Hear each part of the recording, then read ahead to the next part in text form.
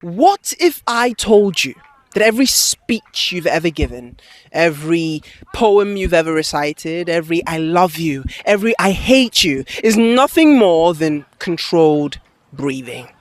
That's right, not charisma, not vocabulary, not energy, just breath. In order to master speaking, you must master the thing that carries it. 6.5 hours later.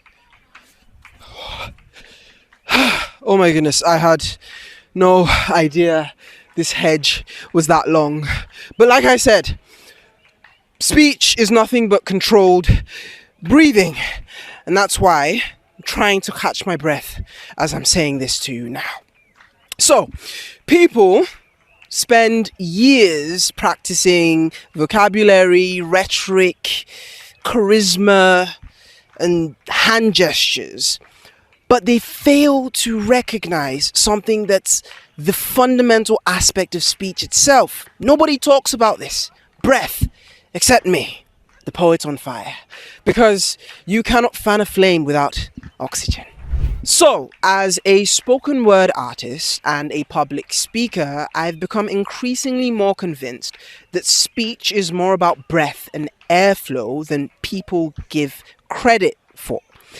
And like I said, language is simply breath given shape. You're literally generating sounds by pushing air from your lungs out through your mouth. And the manner in which you obstruct that air with your lips and tongue, that's how you create consonants. Or the manner in which you push out the unobstructed air by shaping your mouth, that's how you create vowel sounds, determines the words and precise language that you use. So you've gotten the point. Speech is just controlled breathing. Now what on earth are you going to do with that information? Never fear, the poet on fire is here. I'm going to tell you, there are a few things that you can do now to get breathing on your side in your speaking journey. The first one is this. Think about a time where you felt nervous or anxious and you had this sensation of your throat closing up and grasping for words. That's because your breathing was shallow. If you had controlled deep breathing and breaths, you would be able to articulate yourself better as an outcome of that. And so deep controlled breath and breathing is directly proportional to your articulation. A second thing that we can use breath to control is the H factor. Now, I am a Yoruba boy. I do not suffer from the H factor, but a lot of my brethren do. And it's not just a Yoruba thing, but in general, what happens is a lack of breath control. So just a little bit of control in your breathing while pronouncing words that begin with a consonant. Let's take ear and hear, for example. Some people want to say ear and say here. Some people want to say here and say ear. The thing is just about control. It's a lack of control when you allow a H to enter a word where the H does not belong. So just controlling your breath a little bit. Ear, instead of just letting it pour out as here, is the difference between someone with and without H factor. And then understanding the differences in the terms as well. Breathing also comes very handy in projection, which is very different from volume.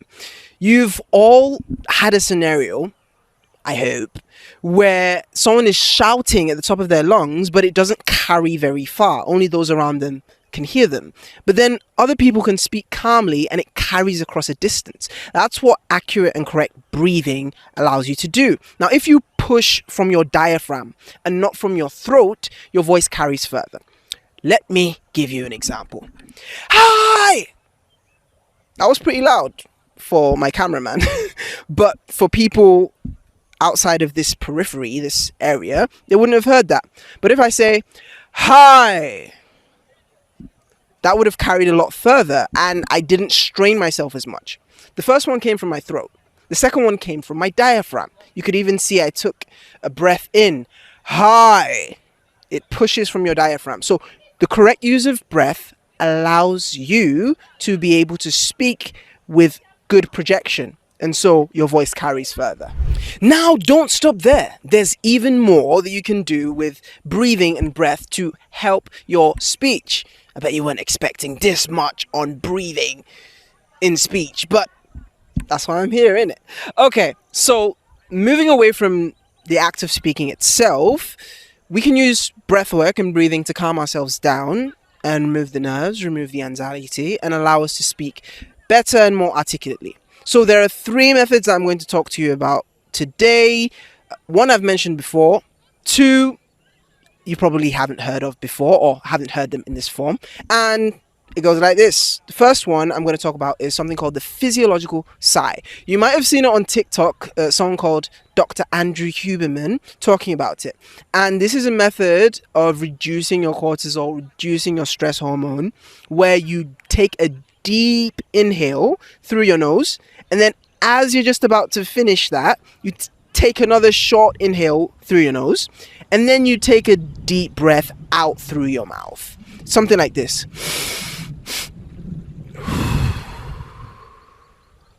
I feel serene. So that's an amazing way to calm yourself down in high pressure moments. I personally still have a fast heartbeat before I step on stage, and I use that to my advantage. There's also something called the 4-7-8 method. I've given a video on this before. You can check it out. I'll probably link it here. And it's just inhale for 4 seconds through your nose, then hold it for 7 seconds, then exhale for 8 seconds through your mouth. And then last but not least, it's the classic deep breath. A deep inhale through your nose, and then an exhale. All of these are amazing methods of reducing your stress and calming yourself down to enable you to speak articulately. I also want you guys to take note that breathing and breath work isn't just in preparation before you speak on a stage.